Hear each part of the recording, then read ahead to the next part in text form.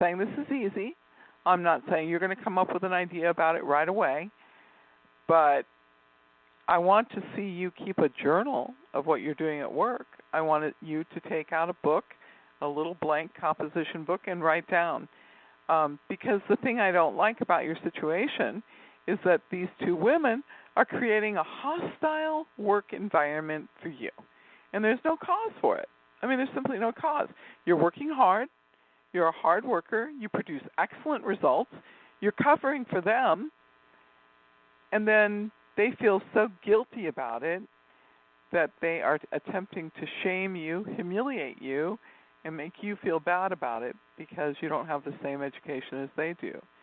And I'm sorry. There are no words for me to express how wrong this is. But the solution is to start documenting this. You know, hostile work environment is not an acceptable thing. And there's no cause for it because your work is extraordinary. So if you think in your thinking, I have the answer. If a problem has been presented before me, I have the answer, and it really requires that I just apply different thinking.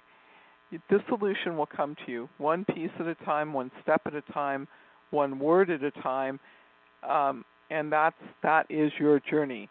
You have to understand that they are doing this because they know they are very inadequate. That doesn't make it okay. It just gives you a different perspective. Mhm. You don't sound very happy. Things weren't handed to me on a silver platter. I know that. Even as a child, I've always had to work and do it I can. And I learned along the way. I learned a lot from my childhood that is really carrying me through a lot of my adulthood now. It's just, I'm a team player, but I realize that everybody is not. But I don't appreciate anyone dumping on me and playing the game. Mm-hmm. And, you only want to know me when you need help because you're lost. And I'm sitting here saying, wait a second. This one went and got the master's. That one went and got the doctorate. She's always bragging about, I used to, but yet you're throwing everything on me. And I got to a place before we went into COVID where I literally couldn't take it anymore. The job made me ill to my spirit. And I haven't returned since the year began last week. I'm supposed to go back next week. And I'm going to be working from home, though, but I have to deal with them through email, through virtual meetings, things like that. And I just want to pull the shade down and just... Don't. Please don't. Please pick up your gumption and go and face this. I just want to keep it simple and sweet. Keep it simple and sweet and keep it moving. Okay. Here's the part where you're not hearing my answer to you. And I don't want to be impatient with you. No. It's just a lot of the things that those women did in the office, they will not be able to do in the next format. And I'm going to tell you something. Don't agree. Don't write them an email. Don't receive an email without letting somebody else also receive a copy of their email. Don't agree to meet with them alone. Agree to meet with them in groups. The behavior will stop for the really simple reason that they know it's wrong. And I always say that people know the difference between right and wrong and what to do, because if they would not do it in public, in front of other people, then they know they're wrong. And often that is your biggest barrier. You're not going to have to deal with them one-on-one, and you're not going to allow them to send you private emails. Even if you only take the email and forward it to another one of your accounts, the mere act of you saving that email and putting it into perspective and saying to yourself, that isn't right, I'm going to keep a record of this, is going to release a lot of pain. But I believe at a very deep level that the reason this has come up is because you have not completely resolved the pain of the family of origins, high school, and now it has reemerged. So whenever that happens, it's so incredibly painful. It's the same story, the same lesson, the same characters. I have a term for it I call the usual suspects. Mhm. So that's the hard part, and that part's up to you. But come the end of November, this will be a problem of the past, and I want you to reach around, pat yourself on the back, and say, I can do this. But don't let them win. Please don't let them win. You know, you are bigger than this, you are stronger than this, and your job is an important job, so let's just march forward. But protect yourself, please. I am, because they're compulsive liars. They're always dumping extra workload on me. And one of them was like, she was like a friend to me. I thought she was a friend, but I realized she just was using me. Mm-hmm. Like she can't come up with an original thought. Right. She takes so everything and run with it. Mm-hmm. I'm, you know. Yeah. And it is something that I wrestle with, even as a child, in the same exact school when I went there, with the friends who always used me for, you know, whether it was giving them answers to a question or helping them with their work. And, you know, then they'll get in front of people and, you know, make stupid remarks, you know, to show off in the crowd. Mm-hmm. And I'm just not there anymore. I just want to work and move forward. I'm looking for other options, but it also depends on what's going on in my district. And my district has a lot of problems and a lot of usual characters like them, the usual suspects, you know. I'm just tired of being the brain and not getting the credit. I would like to go to school. I would like to work and go to school. I would like to have free mind when I come home instead of doing other people's work because they've electronically, you know, moved it over into my caseload without no support. Okay, so how would you record that? I mean, one of the things anything that is sent to me, email, I do keep a copy of it.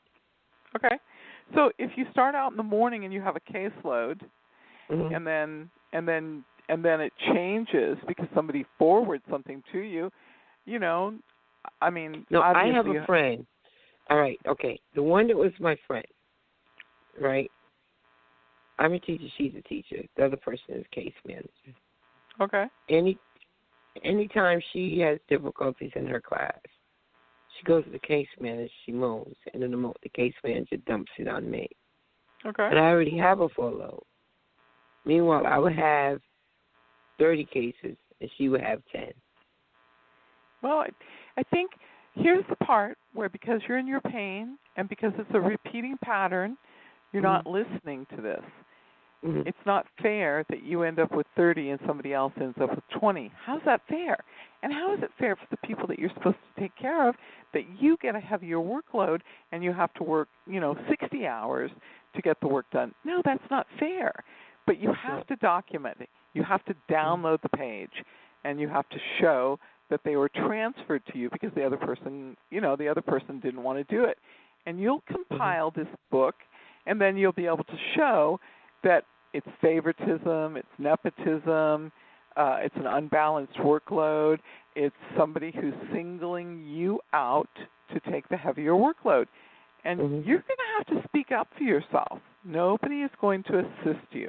You're going to have to pray about this, ask for guidance, and figure out how to get into this spot. You feel beaten down at the moment. And that's not the position I need you in. I need you in the position of understanding that this problem has arisen for a reason, and you need to solve it and not submit to it. You have submitted too long. I'm being honest with you. I don't want to hurt your feelings, but the only way out is... No, because I did document it last year, but the person who, for some strange reason, was allowing it to persist, because I brought it up in writing last year, early in the year. Right. That person died from COVID. Okay. Time to bring it back up then. Bring it back up. Yeah, it's time for you to bring it back up because that's, the people that you're taking care of, and maybe let's say your caseload should be at 20, and even 20 would be a lot of hard work. What happens when you get an extra 10 cases that you don't have enough strength? Crazy. So I get no downtime. Right.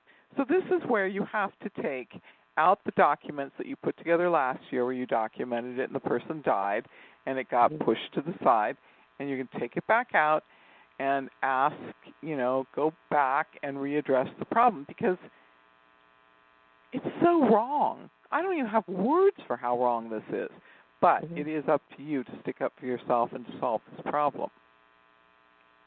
Absolutely, I know that. I've always been pretty vocal. Good. I'm just at a place now where I'm sick of the place. The energy is so draining. Yeah. Well, there's a lot of dishonesty.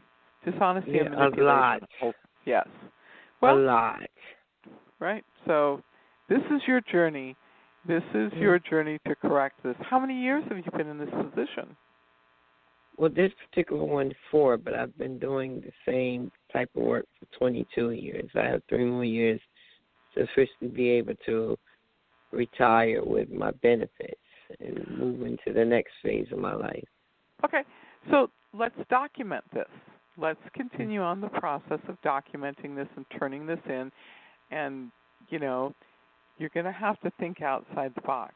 I do see this situation improving by November. So I don't know exactly what action you take or what happens, but I know the situation resolves for you. So that's where I need you to trust that the universe is going to give you what you need. You're going to spend time looking at solutions and finding solutions. But I want you to know you're so worth it. You're so talented. And I don't want you to tolerate this one more time. Not one more time. I want you to ask before you go to sleep tonight, what is the solution? And there'll be a dream, and then you'll write that dream down, and then you and I will decipher the dream, and it will explain to you the solution. So your dream state has the answer ready and waiting for you. You simply need to make yourself pliant and available to it. Yeah, because I can't go through that emotional stuff like last year. Okay. The last day of work before I got on summer break, I literally had a hemorrhage in my eye and lost my sight. It's too much. Yeah, it is. It's too much. And it's happening at a point. And the one person who I really helped her a lot last year, she knew that personally there was a lot of other things outside of work that I was trying to do in my, with my family, and was trying to move forward. And I took her as a personal confidant, and the whole time she was the main person behind my back, shifting the weight on me. It took me about maybe 4 or 5 months to confirm it. Mm-hmm. I didn't confirm it until when we were on COVID working remotely. Right. Very same person. Yeah. I let my guard down. No, I don't think you let your guard down, but who is that in your family? Who's the person in your family who used information that you revealed to them in privacy in order to harm you later? Who did that to you in your childhood? Who did that to you in your teen years? Who did it to me in my childhood and my family? Yeah. My sister, I believe. She used to play me with my mother, and my mother used to let it happen between those two. Okay. And then what about when you were a teenager with your girlfriends at high school? Yeah. I had a girlfriend that was the same way. She actually worked at the same job, but she didn't work directly with me. But Suzanne, we're out of time. She knew diddly, but she would snake you in a minute. Okay. So TJ has told us we're out of time. So here's my phone number, 714-400-7384. Let's go to work on this problem and let's come up with a solution. Okay? Okay. Thank you so much. I appreciate it. Okay. Thank you very much. Take care now. Could you repeat the number one last time again? 714? Sure. 714-400-7384. Okay. All right? Thank you. Thank you, ladies. Appreciate it. Thank you. Okay. Thank you, Jackie. Okay, folks. There was somebody that called in on the 100 numbers, but we're out of time now. You want to say who you are? Maybe we can get you